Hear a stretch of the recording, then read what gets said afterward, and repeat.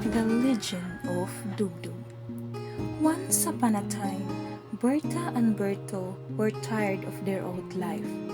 They wanted a place where they could start fresh, grow a crops, and be happy.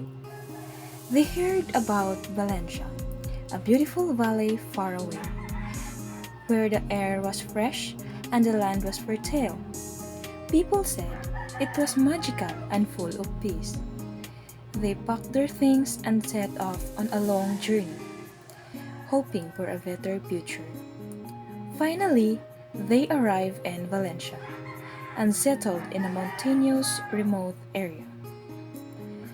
They lived happily and peacefully, their livelihood consisting of farming, hunting, woodcutting, and fishing in the river. Their small farm was their pride and joy, nestled among the slope of the valley. They planted sweet potatoes and cassava, the crops that would provide for them. The two of them were happy as they looked at their farm, where the crops were already abundant and healthy. One day, Berto went to the farm to harvest sweet potatoes. He noticed a strange footprint in the soil, a trace of a pig hoof. He didn't think much of it at the time and continued his work.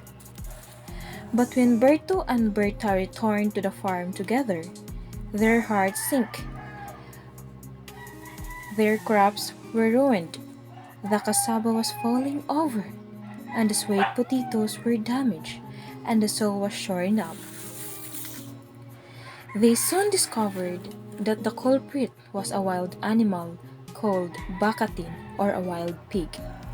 These pigs were first and hungry, and they were destroying their crops, especially the root crops that they relied on for food.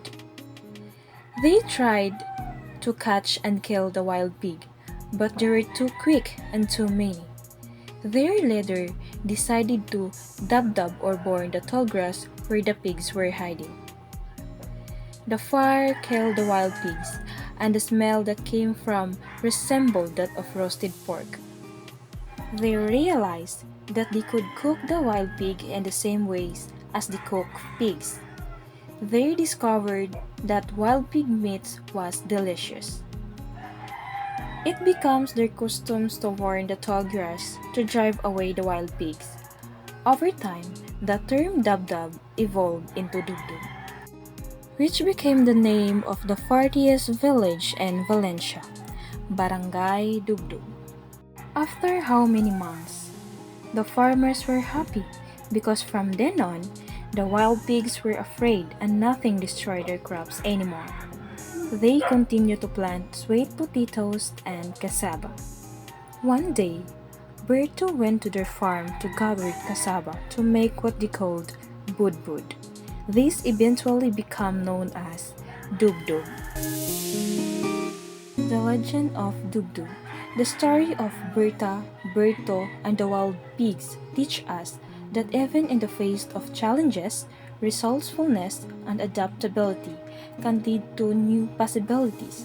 When the wild pigs threatened their livelihood, the villagers didn't give up. They devised a clever solution and learned to use the bakatin for a different purpose. Their ingenuity not only protected their crops but also led to a new source of food. These legends remind us to be open to change and to find new ways to overcome adversity. It's about embracing the unexpected and discovering hidden opportunities right under our noses. Just like the villagers of Dubdub, we can always find a ways to make the best of every situation.